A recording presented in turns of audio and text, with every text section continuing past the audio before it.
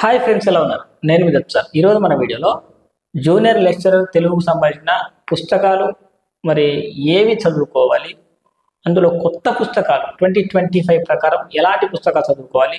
So మీరు ఇంతకుముందు చాలా పుస్తకాలు చదువుకున్నారు. సో నేను ఇప్పుడు అవే పుస్తకాల పేర్లు చెప్తానా, మరి ఇంకా కొత్త పుస్తకాల పేర్లు చెప్తానా, ఒకసారి తెలుసుకునే ప్రయత్నం చేద్దాం. సో మీరు కనుక ఫస్ట్ టైం మన ఛానల్ విజిట్ చేస్తే మన ఛానల్ ఉన్న కంటెంట్ గమనించండి.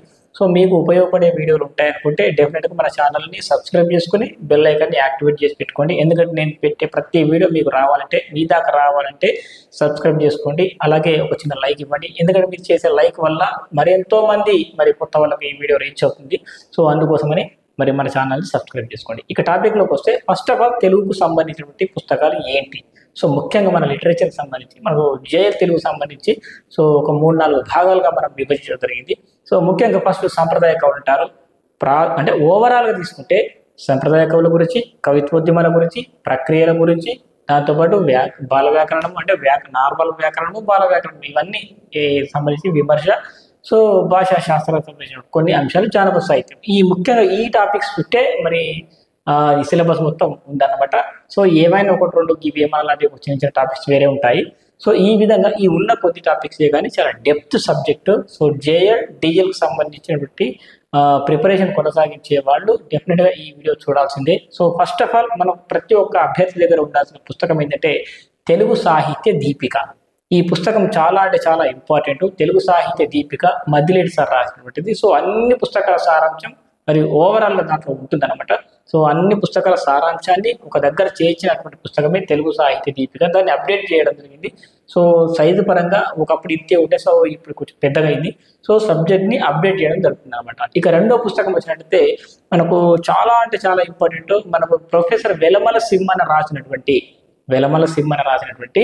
విమర్శ సిద్ధాంతాలు, తెలుగు సాహిత్య విమర్శ సిద్ధాంతాలు అనే పుస్తకం చాలా చాలా ఇంపార్టెంట్. దీంట్లో ప్రక్రియలు కావచ్చు, కవిత్వోద్యమాలు కావచ్చు, చాలా చాలా బాగుంటుంది. సో మీకు విమర్శ సంబంధించిన టాపిక్ దాంట్లో బాగుంటాయి. సో మనందరికీ అర్థమయ్యే రీతిలో సరళంగా సింపుల్గా మనకి అందించడం జరిగింది. చాలా అంటే చాలా మంచి పుస్తకం. ఇంకోటి తెలుగు సాహిత్య చరిత్ర, ఇటు తెలంగాణ కవులని హైలైట్ చేస్తూ రాసినటువంటి ఇంకో పుస్తకం ఏంటంటే ముదిగంటి సుజాతారెడ్డి రాసిన పుస్తకం అది. సో తెలుగు సాహిత్య చరిత్ర.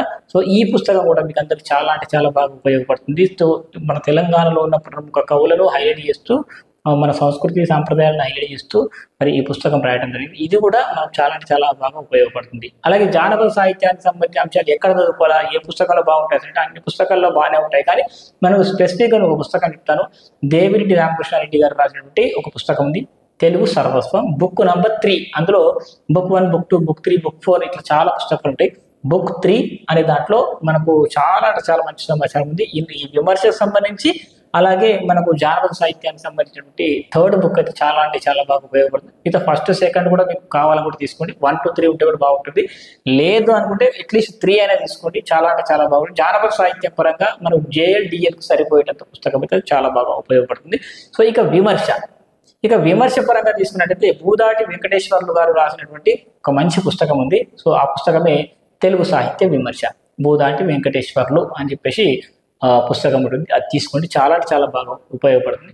సో మేము ఇంకా జేఎల్కు డిఎల్కు కూడా చదువుకుంటాం. సో దీన్ని ఇంకా డెప్త్గా పరిశోధనాత్మక రూపంలో చదువుకుంటాం అనుకుంటే, సో ఇంకా డెప్త్గా కావాలనుకుంటే అలాంటి వాళ్ళకు మనకు నాగయ్య గారు రాసినటువంటి 2 పుస్తకాలు ఉంటాయి. ప్రథమ సంపుటి, 2వ సంపుటి అని. తెలుగు సాహిత్య సమీక్ష అని చెప్పేసి 2 పుస్తకాలు అంటే ప్రథమ సంపుటి, ద్వితీయ సంపుటి అని 2 ఉంటాయి. 2 తీసుకోండి.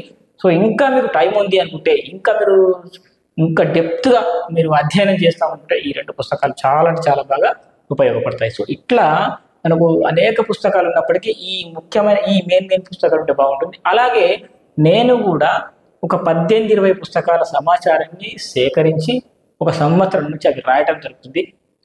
తెలుగు అధ్యాపక సర్వస్వం అని చెప్పేసి ఒక పుస్తకం అయితే రాయడం జరుగుతుంది. ఆల్మోస్ట్ పుస్తకం రచన పూర్తయిపోయింది. ఇప్పుడు టైపింగ్ నడుస్తుంది. సో అది కూడా త్వరలో కంప్లీట్ అయిపోతుంది. సో ప్రస్తుతానికి దానికి తుది మెరుగులు దిద్దుతున్నాము. సో చాలామంది పిహెచ్డి హోల్డర్స్ కానీ, టీచర్స్ కానీ, ఇంకా చాలామంది ప్రొఫెసర్లు కానీ వాళ్ళ యొక్క సలహాలు సూచనలు తీసుకుని ఎక్కడెక్కడ ఎలాంటి మార్పులు తీసుకోవాలా, డిఎస్సి లెవెల్ ఎట్లా ఉంటుంది, జేఎల్ లెవెల్ ఎలా ఉండాలి, డిఎల్కి సో ఈ గురుకులాలకు ఇటు మోడల్ స్కూల్కి అన్నిటికీ ఉపయోగపడే విధంగా అటు తెలంగాణకు ఇటు ఏపీకి ఈ రెండు రాష్ట్రాలకు సంబంధించిన సమాచారం ఒక పుస్తకంలో వచ్చేటట్టు వీలైతే 2 పుస్తకాలు తీసుకొద్దాం అనుకుంటున్నాము, లేదా ఒక పుస్తకాన్ని మరి కొంచెం లావుగా తీసుకొద్దాం అనుకుంటున్నాం, సైజులో పెద్దగా తీసుకొద్దాం అనుకుంటున్నాం. మంచి క్వాలిటీగా 1-10 సార్లు చెక్ చేపించి సో మళ్ళీ దాన్ని రివ్యూ చేసి తీసుకొస్తాము. సో మొత్తం మీద త్వరలో మన పుస్తకం అయితే రాబోతుంది. సో డెఫినెట్గా మన ఛానల్ మరి ఒకవేళ పుస్తకాన్ని తీసుకొచ్చిన తర్వాత మీ అందరికి తెలియజేసే ప్రయత్నం చేస్తాను. మొన్న ఆల్మోస్ట్ కంప్లీట్ అయిపోయింది, కానీ ఎట్లాగో డిఎస్సి మరి ఎగ్జామ్స్ అయిపోయాయి కాబట్టి దాన్ని ఇంకొంచెం మాడిఫై చేసి ఇంకొంచెం బెటర్గా తీసుకుంటే బాగుంటుందని చెప్పేసి మళ్ళీ దాంట్లో వర్క్ చేయడం స్టార్ట్ చేసిన జరిగింది. సో ఈ విధంగా ఈ ప్రతి ఒక్క సమాచారాన్ని మీకు అందించడానికి నేను నా వంతుగా ప్రయత్నం చేస్తూ ఉంటాను. ఇంకోటి బాల వ్యాకరణానికి సంబంధించి ఏ పుస్తకం చదువుకోవాలంటే బాల వ్యాకరణానికి వంతరం రామకృష్ణరావు గారు రాసుకుంటే బాల వ్యాకరణ ఘంటాపదము అని చెప్పి ఒక పుస్తకం ఉంటుంది, చిన్నయసూరి దానికి వ్యాఖ్య అనమాట. సో ఈ పుస్తకంలో ఉన్నటువంటి ఏదైతే ఉందో అది మాత్రం చదువుకోండి. చాలా మంది ఏం చేస్తారంటే పుస్తకం తీసుకున్నామంటే పుస్తకం మొత్తం స్టార్టింగ్ నుంచి ఎండింగ్ వరకు చదువుకుంటూ పోతారు. అట్లా కాదు, మనకు సిలబస్ కాపీ దగ్గర పెట్టుకోండి. ప్రతి ఒక్క అభ్యర్థి ప్రిపేర్ అయ్యేటప్పుడు సిలబస్ కాపీని దగ్గర పెట్టుకోవాలి. సిలబస్ కాపీ దగ్గర పెట్టుకొని ఈ టాపిక్ ఎక్కడ ఉంది, ఏ పుస్తకాల్లో బాగుంటుంది చూసుకోవాలి. ఇప్పుడు మనం ప్రక్రియ చదువుతున్నప్పుడు ఈ ప్రక్రియలు అనే టాపిక్ చదువుతున్నప్పుడు మనం విమర్శ సిద్ధాంతాలు తీసుకొని చదువుకోండి. జానపద సాహిత్యం టాపిక్ చదువుతున్నప్పుడు జానపద సాహిత్యంలో ఏ అంశాలను తీసుకొని ఆ అంశాలకు సంబంధించి దేవిరెడ్డి పుస్తకం చదువుకోండి.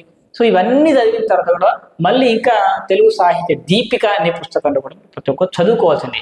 సో ఈ విధంగా ప్రతి ఒక్కదాన్ని మరి దీపికకు అన్వయించుకుంటూ 3-4 పుస్తకాలు ఒక దగ్గర పెట్టుకుంటూ ఒక టాపిక్ను చూజ్ చేసుకొని ఆ టాపిక్ పూర్తిగా అధ్యయనం చేసి దాన్ని లోతుగా పరిశీలించి మీకు మీరే ప్రశ్నలు వేసుకుంటూ సో ఈ విధంగా ప్రిపేర్ కావాలి.